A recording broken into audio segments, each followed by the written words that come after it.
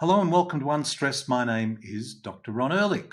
I'd like to acknowledge the traditional custodians of the land on which I am recording this podcast, the Gadigal people of the Eora Nation, and pay my respects to their elders, past, present, and emerging. I do this because I believe not only should we acknowledge those traditional owners, but we have so much to learn about connection and respect.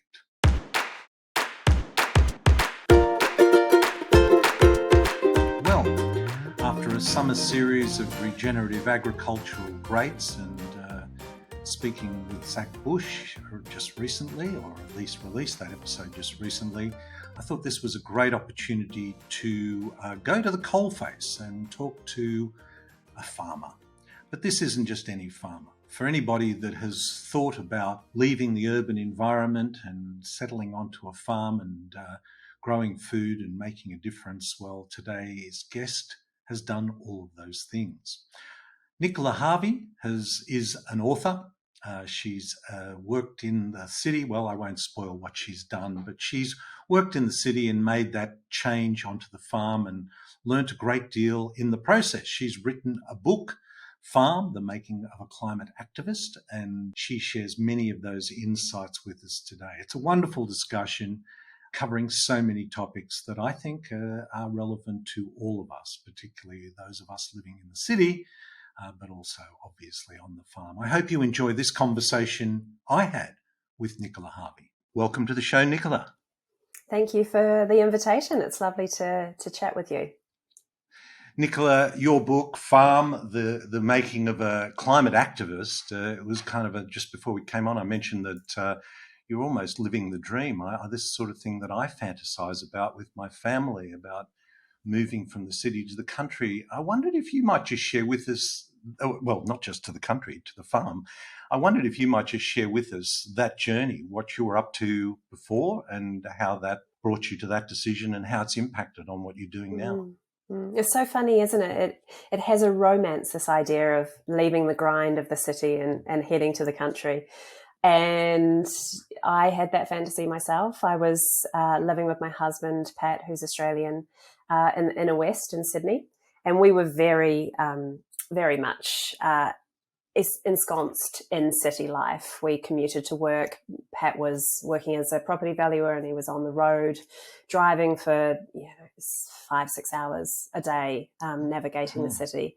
I was working in media. I was a media exec, managing editor of BuzzFeed, which is an American company, in their Sydney office. Long days. I was managing a big team, and everything that we did was focused around maintaining our work life and putting all of our energy and time into our careers. And then, in the weekend, we would sort of collapse on the couch. This is a very familiar story for a lot of people, and dream about doing something else, something that was a little bit more relaxing. The adage of we just need a bit more time to pursue our hobbies. Pat was very deep into the music scene in Sydney, and he just desperately wanted a bit more time to play guitar. And I had stopped doing all the things that I used to love, writing and, visiting exhibitions and, being immersed in the arts that, Sydney has so much of.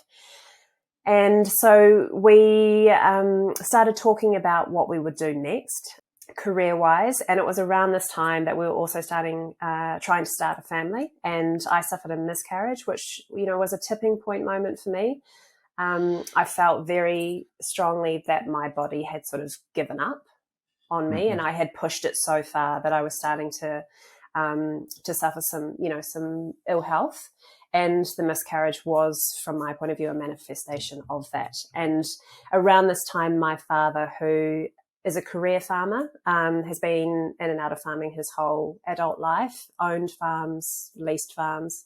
And he was back in Aotearoa, New Zealand, which is where I was born, but I'd lived in Australia for almost 20 years.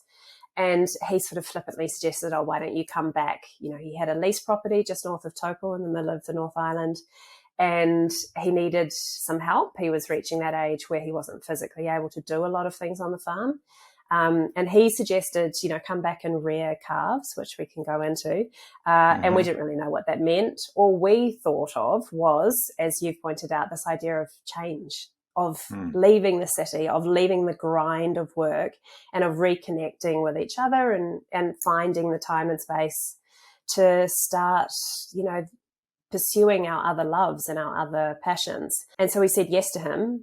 And I think that was in December, and we moved in February. We had no idea what we were doing. We had no idea what it meant to be farmers, but we had this idea of what we wanted to create as a life. The reality was a little bit different from the dream, I have to admit. Although you grew up on the farm, didn't you? So this wasn't a total foreign space for you. I spent the first few years of my life on a farm. We moved off the family property when I was 8 and moved into small town New Zealand.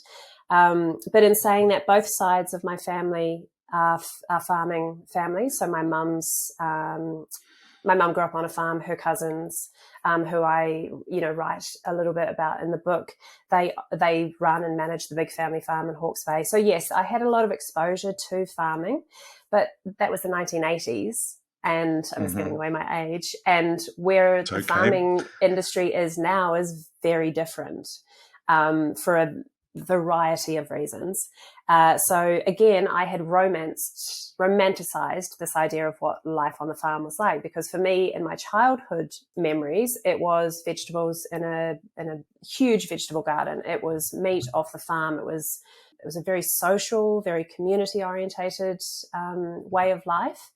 And people still do that and do it successfully. But where we were when we came back to Aotearoa, New Zealand, and coming back onto a lease farm, that was not what we found when we arrived. So yes, it was a steep learning curve. And Pat's background is not farming at all. Pat's, or is it? That was a question. That's actually no. So I mean, yes and no. So his father was a career butcher. He grew up in Dubbo, and his mum was a primary or kindergarten teacher. But his father was from a station out past Dubbo. So there is farming in his background as well, but he had no exposure to it other than going to stay with grandparents when he was a child. So we are first generation farmers to a certain extent, in that we are very disconnected from the reality of farming, and we don't come from land owning families. But there is farming in our backstories. Yeah. I'm just trying to visualize that day where you arrive and you've made the move and you've found the property and you walk out on the first day and look around. What do you do? What happened then? I know you went through quite a learning, a very steep learning curve, but I wondered if you might share some of those highlights with our listener. We arrived, it was height of summer in February. It was hot. I remember we set off for a walk around the farm, just following the main tracks. I was wearing shorts and a t-shirt. We were wading through long grass, and there's little things that you come to appreciate once you learn to be on the land a bit more. So I, had cuts and little insect bites when I got back because I was wading through this long grass in shorts and didn't even think about it. We got to a paddock that was full of cattle, and what we didn't realize was they were cows and bulls in there, and we were about to enter into this paddock without thinking, oh, look, there's some cattle, let's just go have a look. And sort of noticed a little bit of an aggressive stance from one of the bulls, and I'm quite glad we shut the gate quite quickly. There's all of this knowledge that we accumulated with time that on that first day we had no idea. We were, just rose-tinted glasses. We walked the paths. We noticed that there was, wild growth everywhere. It was blackberry. The farm was quite overrun, which we only knew with hindsight years later. But we just, I don't know, we just thought there was space and a quietness about the countryside and this farm that would allow us to decompress. I was very, very tightly wound when I was in Sydney, and you can feel it in your body, right? You can, you hold the tension in your shoulders, your gut is constantly knotted and churning. And on that first day, and possibly I think for a week afterwards, we just started breathing, and it was invigorating. But we also didn't know what we were doing in that first week. We were tourists, essentially, on the farm. All we were doing was looking at the landscape and looking at the space without understanding all of the frameworks and structures that existed over top of it and underneath it. And that was when, when we started to understand that, that's when it became a little bit scary and harder and really confronting once we understood the frameworks that exist around a piece of land. And how big was that piece of land? What was the plan? What were you going to do? You were leasing it, I know that. Yeah, so it was 160 hectares. 130 of those hectares were effective, so that's what could be farmed. The rest was fenced off into a forestry, a native bush block. And my father was running what we call dairy grazing herds for other farmers. And so his offer was we would have a section of the farm. Initially, it was only about 10 hectares plus a shed. And the proposal was we would buy young calves from other dairy farms around the region, and we would rear them. We would look after them. We would feed them milk daily. We would make sure that they were well and healthy and housed and warm. And then once they got to 100 kilograms, we would sell them onto a bigger farm. And we did that season after season for the first 2.5, 3 years. It was a grind. We had a lovely time the first season. It was 4 months of work, 7 days a week. We reared a couple of 100 calves, and it was great. It was successful. It was lovely being around these animals. We learned a lot about animal health. We learned a lot about the business. And then we did it all over again the next season, and it got harder and harder every single season after, because we increased our numbers. We had more of the farm to run. And we also were confronted with some illness amongst our calves, and some of them died. And so we had all of these things happen within that first 2-year period that constantly challenged our ideals and our ideas about what we thought farming would be like when we came here. And the romantic vision very quickly disappeared. I'm guessing that there was no shortage of advice to be given. I mean, there's all these commercial farming is going on all around you, and everyone is willing to give you the advice about how to approach this best of all. What kind of advice were you being given, as to help you set up and get going? You're right. We had a lot of advice in those first few months, primarily from my father, who had offered to be our mentor. My uncle, also a career farmer, but on a larger scale. He went into corporate farming. He would offer bits of information and tidbits, and he'd drop off resource books and things occasionally. The manager at the farm supplies shop became a constant source of information. We had friends of my father's drop by and just have a chat and offer bits of knowledge and intel as we were rearing calves. So there was not a lack of info coming our way.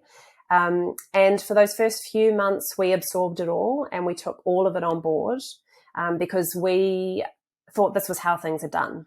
So we just assumed that the information being passed on by primarily older men was just how it is. And so we followed that advice by the book. And then when things started to go a little bit wrong, when we lost a few calves, we had more access to veterinarian advice. We started pursuing our own research. We started looking for answers elsewhere, and we realized that the advice we'd been given in the first few months was of a particular type and from a particular tradition, which has rooted down in New Zealand and, done quite well for a lot of people. It is described as conventional style of farming that slots very nicely into a system that is focused on an export market that is dominated by the dairy sector. And we just were cogs in that big wheel. And that's fine for some people. It works well for them. But for us, it just started to feel very out of step with A, our ambitions, B, the values that we were trying to work out, and like we talked about earlier, this romantic vision that we had of like what life would be when we came onto a farm and onto the land. So slowly we stopped taking the advice. We still listened, but we trialed some other things that Pat was learning by watching hours and hours of YouTube videos. That I was starting to gather all this information by reading widely information from elsewhere, Australia, the US, things coming out of the UK. And we started to find out about different forms and styles of farming and land management that felt a little bit more closer to what our ambitions were.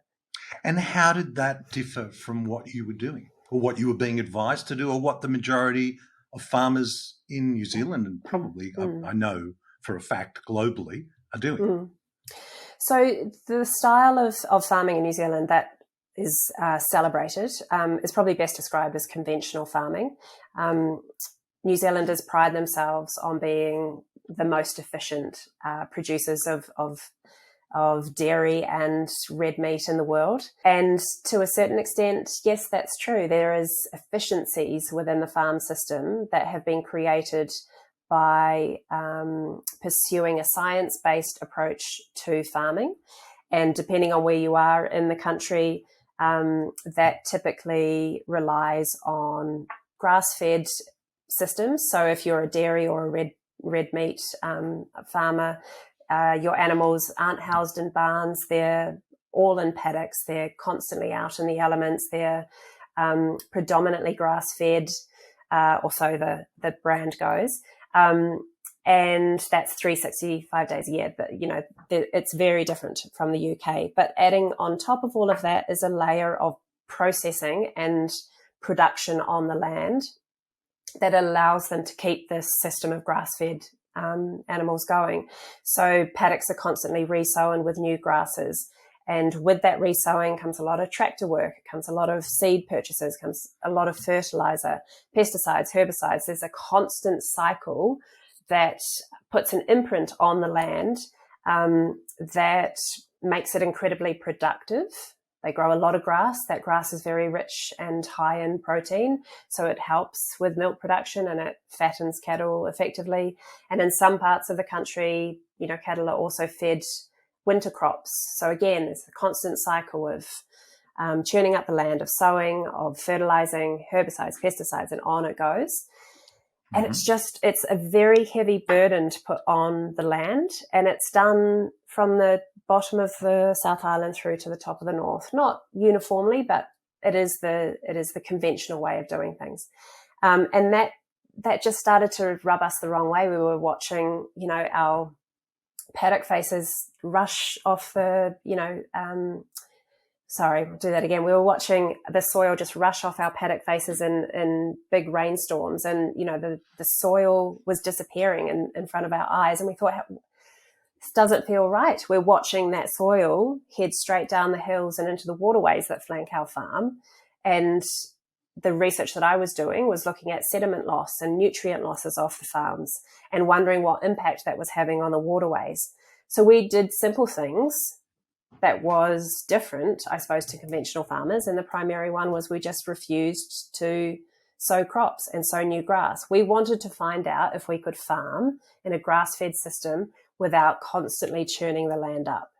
And in that one decision, we started to, find other ways of managing the land that was very much focused on roots in place, plants where they should be, not constantly churning the soil. And, the style of farming that we gravitated towards had gained traction internationally, and it was described as regenerative agriculture. And we found so much literature about it, and so much of what we were reading, we found it aligned with our value system, but also we found that once we implemented some of those things on the farm just responded like suddenly. And it was very, very quick. Within a season, we stopped using synthetic fertilizers and we stopped cropping and we stopped sowing new grass. And the farm changed. Insects, bird life. We had new grass species in the paddocks that we'd never seen before. And so this diversity of life started to bubble up behind the farm gate, and it was just wondrous. And that idea of, we had in Sydney of like being on the land and being on the farm, being somehow closer to nature, we didn't really find that in the first year or so, because we were constantly imposing ourselves on the land. And then when we started to implement some of the regenerative learnings, we felt closer to nature. We saw nature come to life behind the farm gate.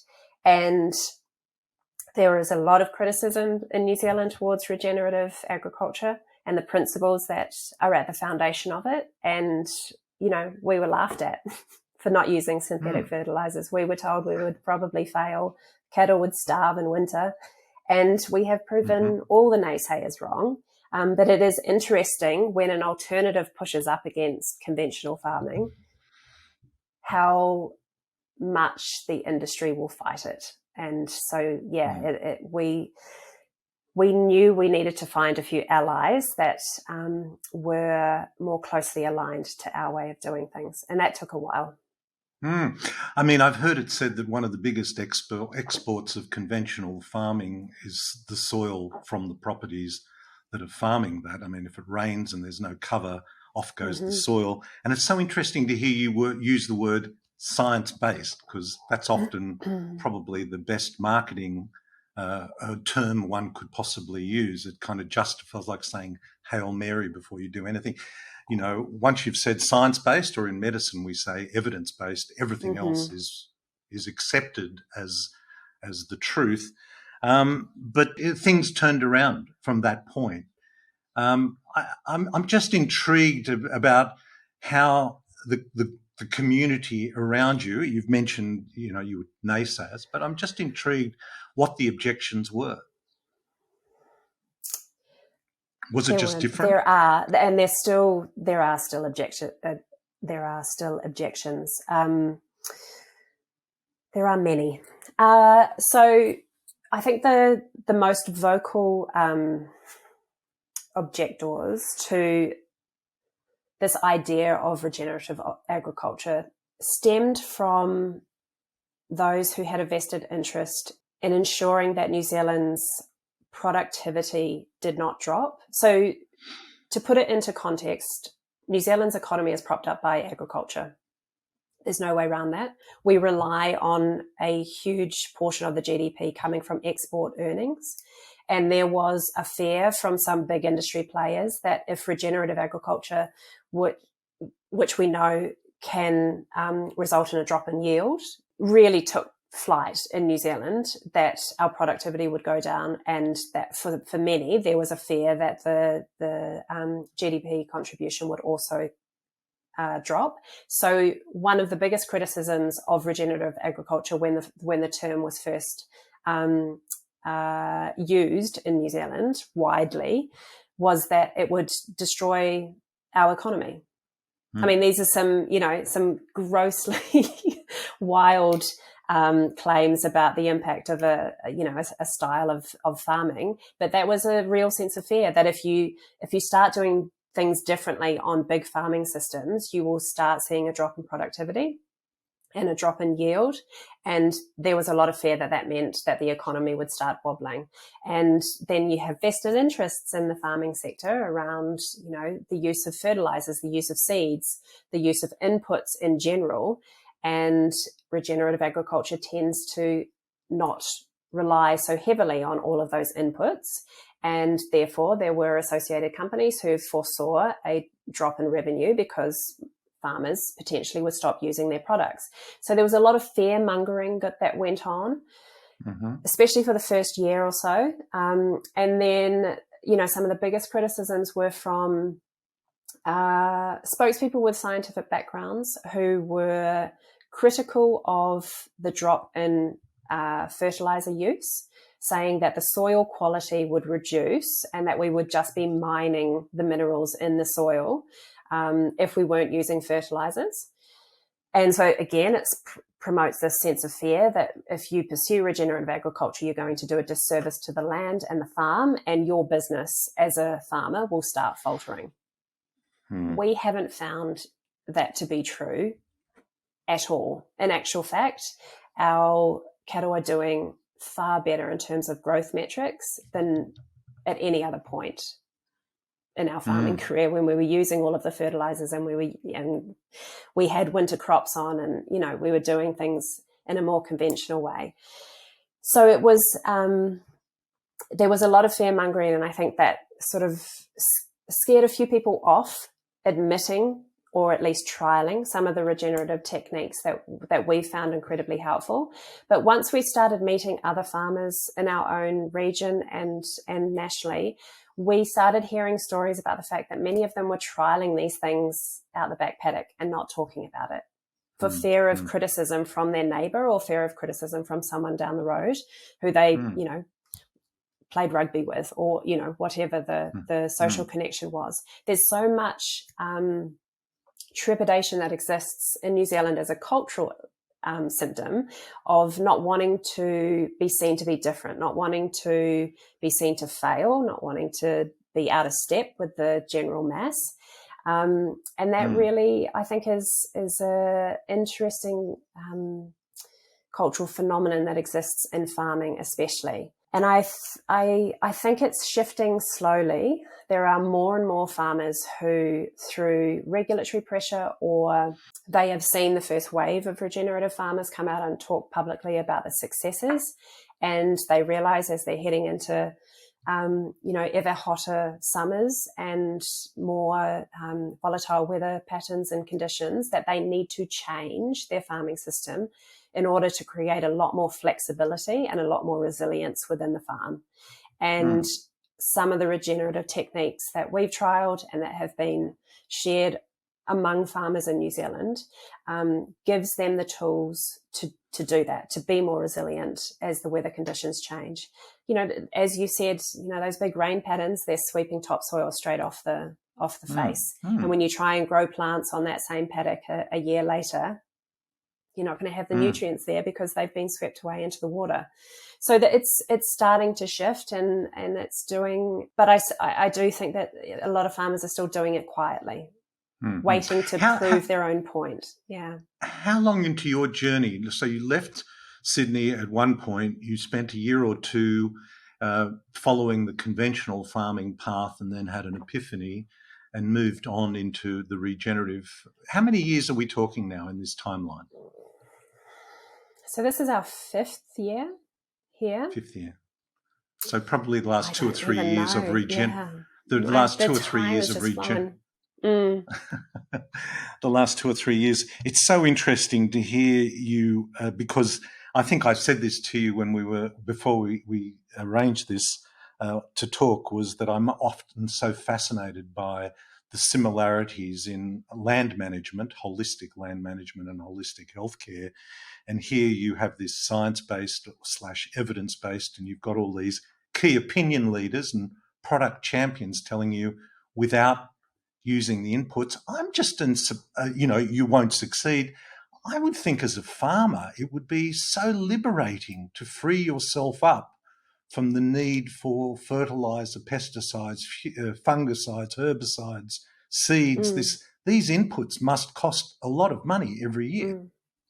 They do. And they're especially the last 18 months with the global instability and the war in the Ukraine, these input costs have gone up enormously, especially the fertilizer cost. And that has absolutely accelerated, I think, the experimentation on farms with farmers looking for an alternative and finding some of those solutions in regenerative teachings. But it is interesting when you think about your initial question, which there is an assumption that it should be liberating not to have to use these. But if you have come into farming through legacy, into a farming family that has a farm that has been, I suppose, 150 years in the same family, and you are born to the profession, and you go off to university or you go into an apprenticeship and you learn the trade and the craft of farming through either your parents or your grandparents or through a university system that is based in conventional farming systems. This is what you know. This is what you are told is the correct way of farming in New Zealand for the conditions, for the soil type, if you want to make the maximum amount of profit off maximum amount of yield on your land. It's very hard to run against convention and run against traditions when, even if you think perhaps it's worth experimenting or trying something different, because in your gut it feels like you're not quite doing as you should on the land, when your grandfather and your father and your mother have all done it that way for a long time and they are telling you this is the way that we do it, and your sales reps are saying this is what you need to do in order to continue to post that profit at the end of each year so that you can service the mortgage. There is a lot of debt hanging over New Zealand farms, and that, you know, the threat of the bank is present and frightening for a lot of farmers. So any change to that well-trodden path presents a financial risk that for some people is just unmanageable, and a little bit too frightening to deviate off the path if it means a drop in profit at the end of the season. And it takes some big, you know, global tremors, such as the price of synthetic fertilizer going through the roof because of the conflict in the Ukraine, for people to stop and say, we cannot afford to farm this way anymore. And so then you start looking for alternatives. But it's a huge burden to put on the shoulders of what is often one person, an individual, who is the farmer making all these decisions. And often they're doing it alone at the kitchen table or with the support of perhaps just a partner or a parent. And these small businesses, and that's essentially what they are incredibly difficult to run when there's that amount of risk put on the shoulders of one person. I'm often, when people make change, be it in their own personal life or professionally, it comes on the back of a trauma, a major trauma or a major challenge. And I guess that's what took you from the city onto the farm, and then what took you from the conventional way of doing it to the regenerative way of doing it. Do people, I mean, and I guess there's this resistance.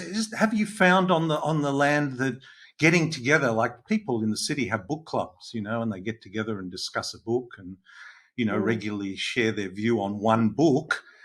I wonder whether there's a place there for a farm club, you know, for people to sit around once a month and get conventional farmers and regenerative farmers together without judgment and just have a chat. Does that happen? Yeah, and there is, and yes, it does. And we joined a group very, very much as you just described about 2 years ago, made up of farmers who were curious about regenerative practices, and the group would meet online virtually because we were spread over, you know, half of the country, and the convener organizer would set up webinars with experts from all over the world, sharing information and intel about regen.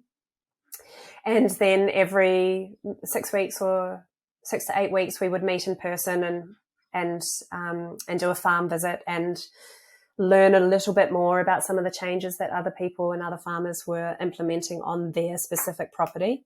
There was a lot of information sharing and it was fantastic. We haven't participated for a couple of months for a variety of reasons, primarily because it became quite dairy focused and we are a beef operation. And so we just hit a point where we didn't need to know any more about dairy farming. We needed to pursue some other research on our own. But it absolutely exists. The challenge, though, is that outside of the farm groups, there's also communities that are incredibly important, and they exist around primary school networks and rugby clubs, and rural community life is very tightly knit. And if one finds themselves within a community who are not all that interested in farming change, not interested in regenerative agriculture, are against some of the environmental regulatory changes that are happening in New Zealand and same in Australia, deeply wedded into a conservative viewpoint, then you can find yourself incredibly isolated and very much out of step with your community. And we live geographically in an area that is politically very conservative. And so we have struggled to find like-minded people next door to us.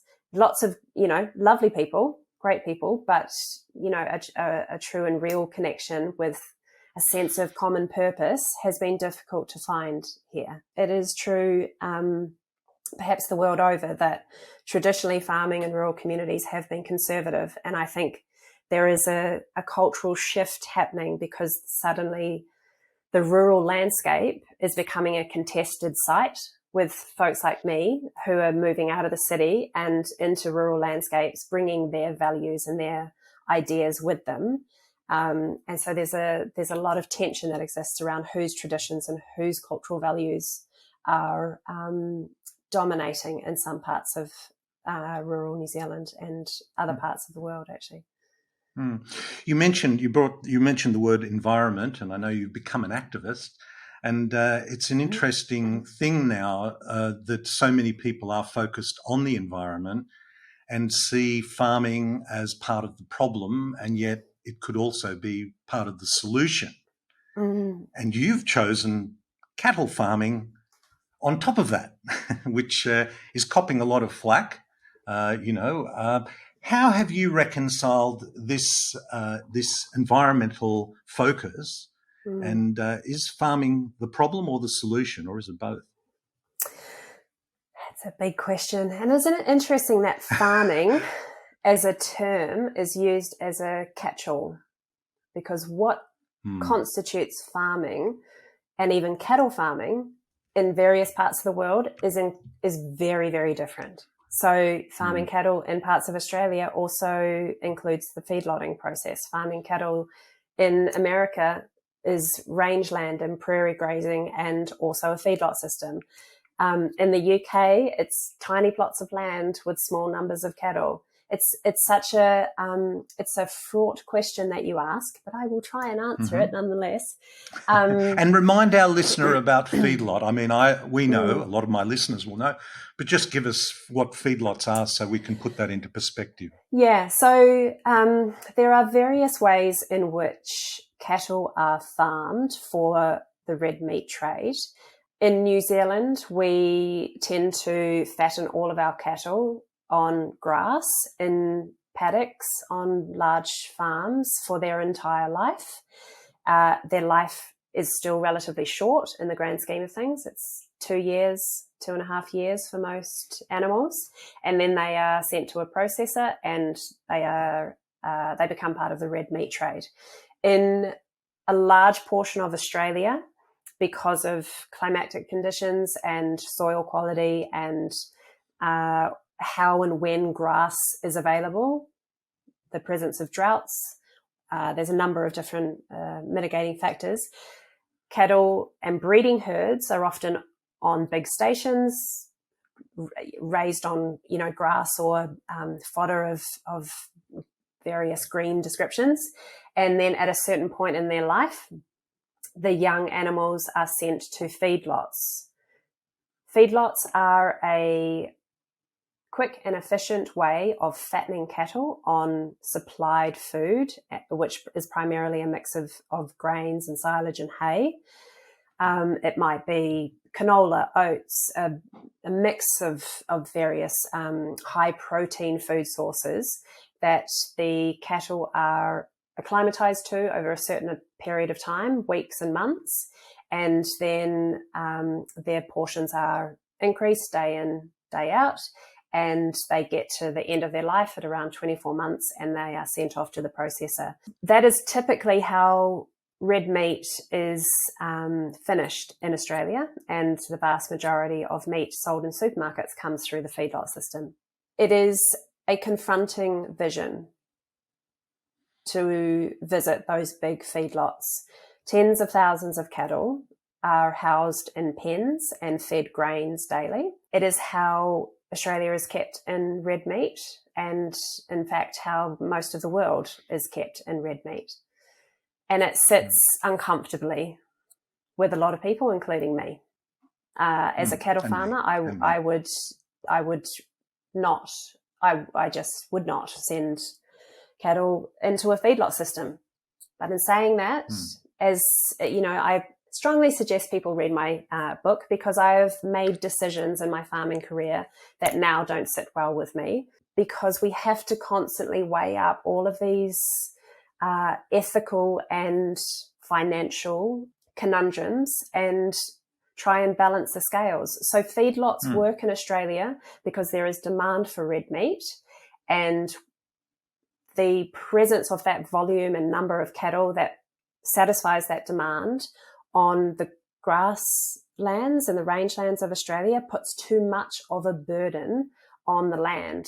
And so we're constantly having to grapple with, how do we satisfy the demand of consumers, or do we not satisfy the demand and we try and shift consumers away from red meat products towards something else? And then what is the burden on the land if, and this has been mentioned many times, more people are eating a plant-based diet, for example, more people are eating legumes, more people are eating a range of vegetables. What is the burden on the land if that is the solution? And these are all the questions that, as a cattle farmer in New Zealand, I've asked myself, because when I went into farming, it was around the time where, as you mentioned, farming was pinpointed as a major contributor, not just to environmental impacts, but to climate change, because of the amount of methane and carbon dioxide that's emitted from the farm systems. So I had to grapple with all of this and try and figure out whether cattle farming was contributing unduly to environmental degradation and to climate change. And it's a big, juicy topic to get into, and it is a really difficult conversation to have with people, to try and find a common ground where we can say, I am happy with how my food is ending up on the dinner table because I know it is not degrading the environment or contributing to climate change or coming through a system where the animals are treated very poorly. And I cannot think of, a dinner offering where you can say unequivocally that you're happy with all three on any given day. Because the way that the food system works is we're constantly having to weigh up all of these conflicting values.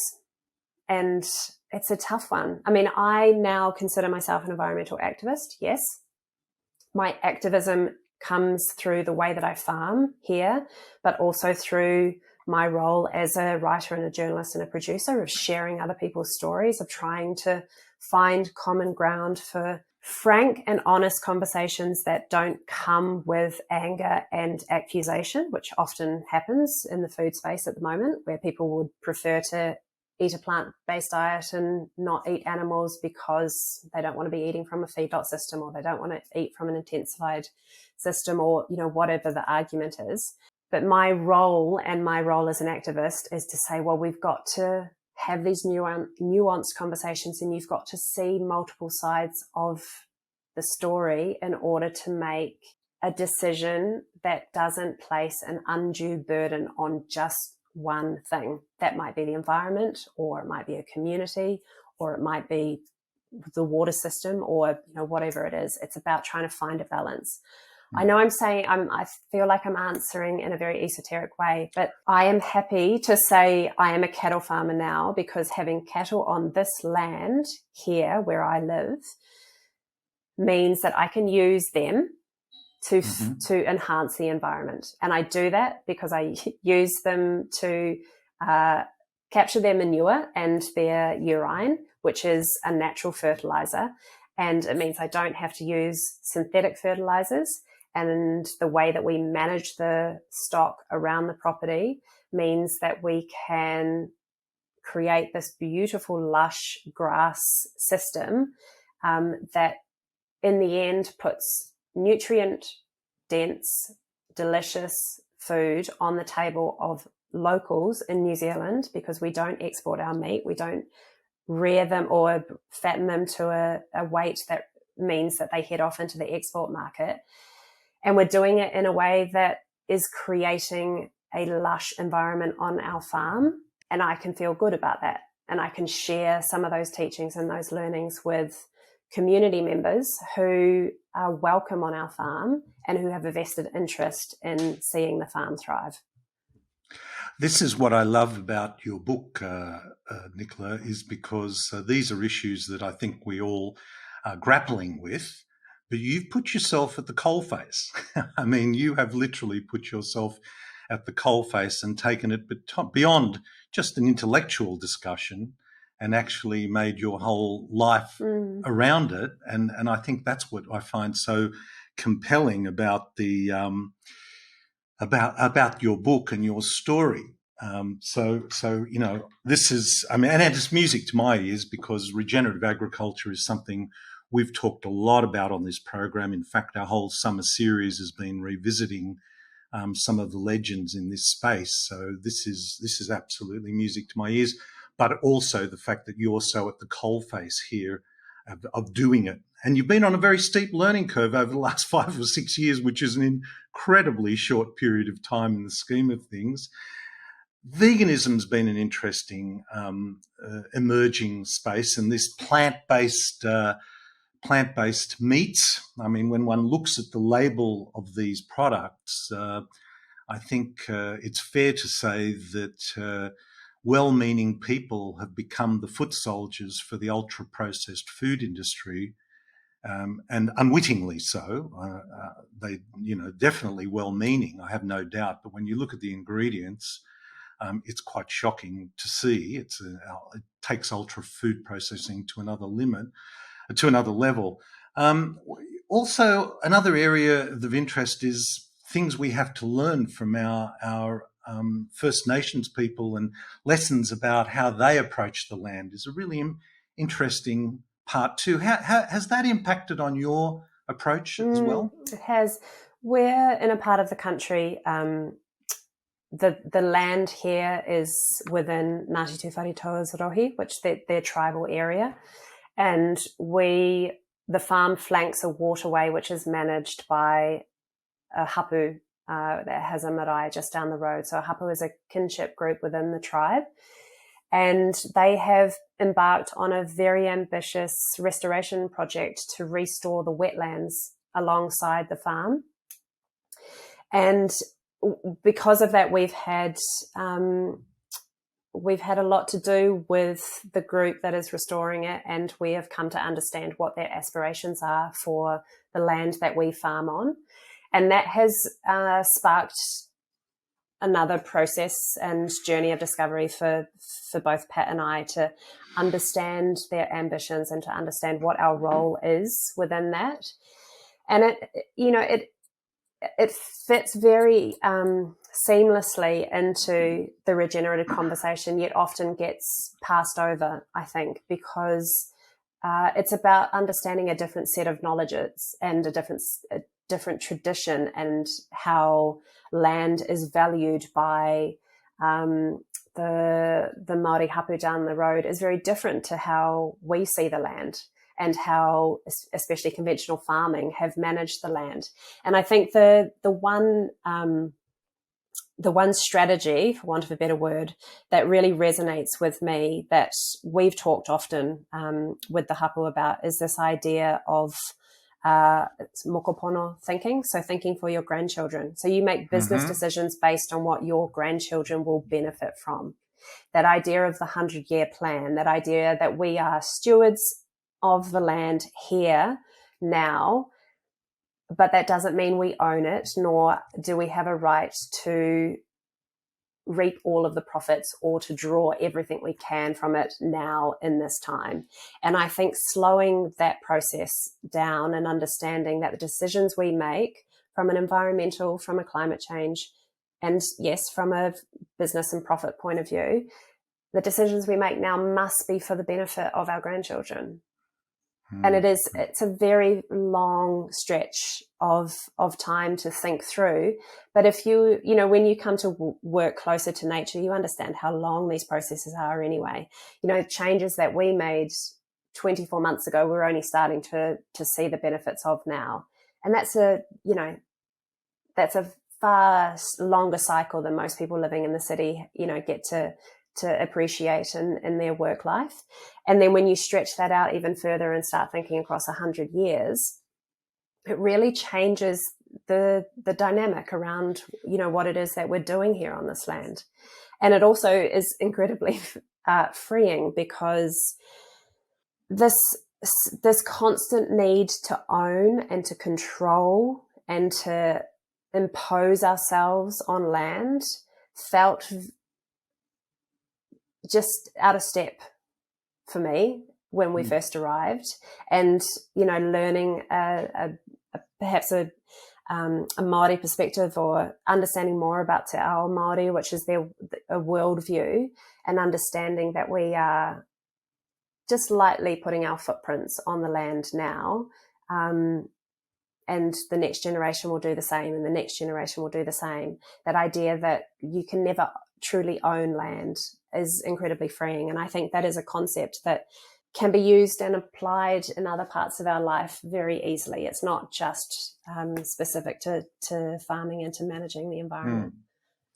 Yeah, I totally agree.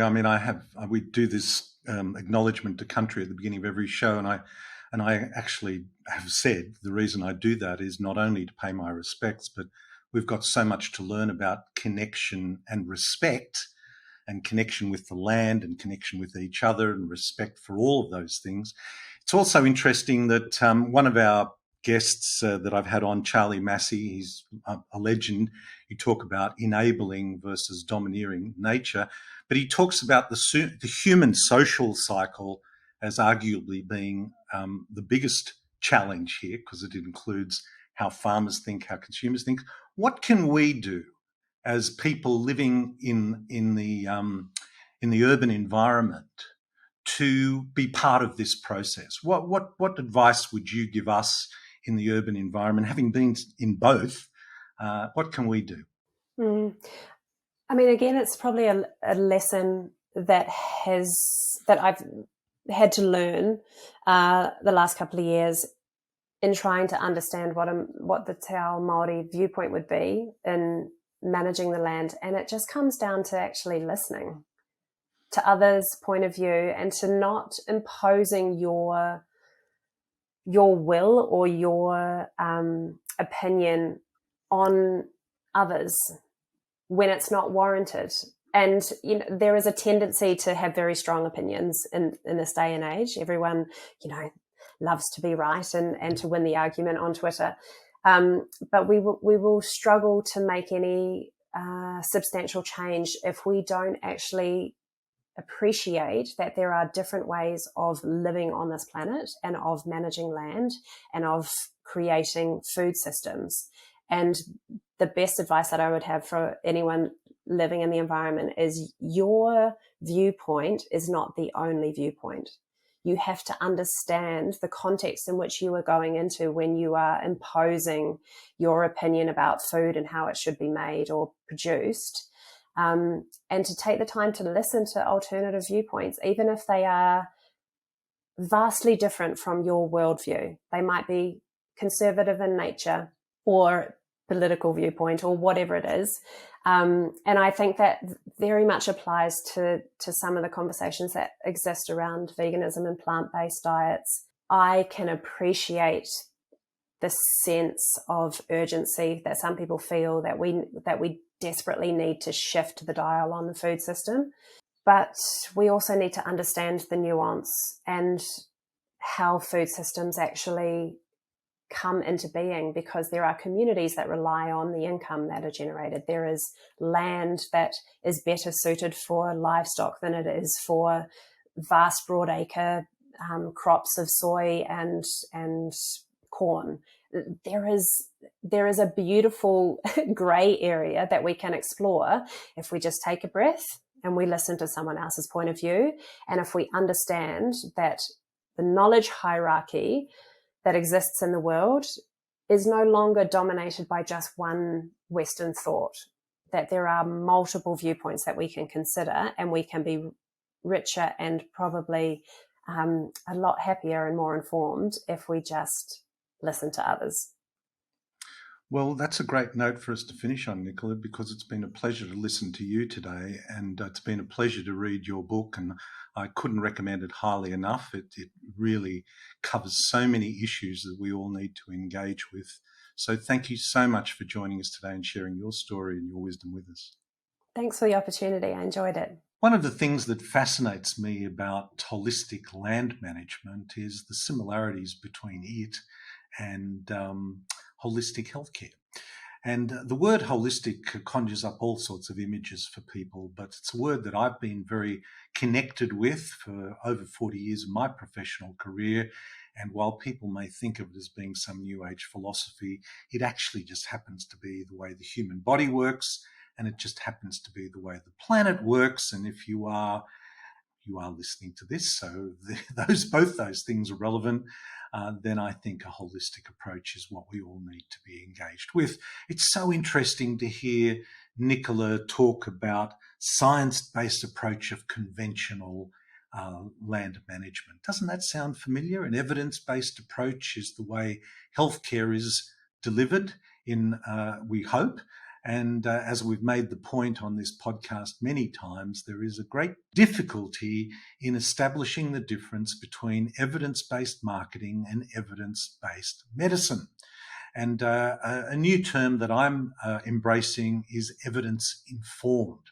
I think that's a lot more nuanced, a lot more accurate. Evidence-informed. And when we hear about science-based approach, I wondered also whether it's science-based marketing that is exercised, because the same things apply. There is no shortage of research, I'm sure, within the farming community to show all sorts of amazing benefits by the latest and greatest fertilizer, herbicide, fungicide, pesticide. I'm sure if you were doing an ag science course at a university, you would be studying the science of all of these things and emerge from it, like many doctors do when they study evidence-based marketing, evidence-based medicine, but evidence-informed medicine. They emerge thinking, well, I've studied the science and the science is clear. It's all in referee journals. And we know that the point of evidence-based marketing is that the chemical, food and pharmaceutical industry literally flood those journals and those practitioners' minds with the evidence or the science. And so much of that is underpinned by a desire, almost a religious desire, to dominate nature and extract the most from the earth that we possibly can. And in fact, instead of dominating nature, this is why the work of so many of the people that we've talked to, or you may have listened to in the summer, particularly people like Alan Savory. Oh, well, they're all Alan Savory, Joel Salatin, Charlie Massey, Charlie Arnott. Look, these people and so many more, Terry McCosker, are all about enabling nature. And this is the lesson that Nicola has learnt. And as I said, the point about Nicola's journey is that she has given, she's actually at the coalface. She wasn't just somebody in the city that thought, wouldn't it be nice if I did this? She actually did it and followed the conventional science-based approach, found that to be wanting, and then embraced a regenerative agricultural approach. And the word regenerative is so much more powerful than sustainable, because if land degradation is the big issue, and I believe it is the big issue, I'm not the only one, of course, then how we regenerate rather than sustain is really important. And that's why we shouldn't blame the resource, in this case meat or dairy. We should blame the way that is grown. And what is good for the animal is generally good for the planet, is generally good for the food that it produces, and it is good for our health. So what's good for the animal is good for us, and it's good for the planet. So in my opinion, that's a win-win-win, and I could keep adding wins to that all day long, because soil regeneration is what really farming is about nurturing and regenerating the land, not just for this generation, but for future generations. And that is perhaps our biggest challenge. So I thought it was a great discussion. It's a great book. I really enjoyed reading it. It's an easy read. It's a stimulating read. It's an important read. And we'll, of course, have links to Nicola's website and the book itself. So I hope this finds you well. Until next time, this is Dr. Ron Ehrlich. Be well. This podcast provides general information and discussion about medicine, health, and related subjects. The content is not intended and should not be construed as medical advice or as a substitute for care by a qualified medical practitioner. If you or any other person has a medical concern, he or she should consult with an appropriately qualified medical practitioner. Guests who speak in this podcast express their own opinions, experiences, and conclusions.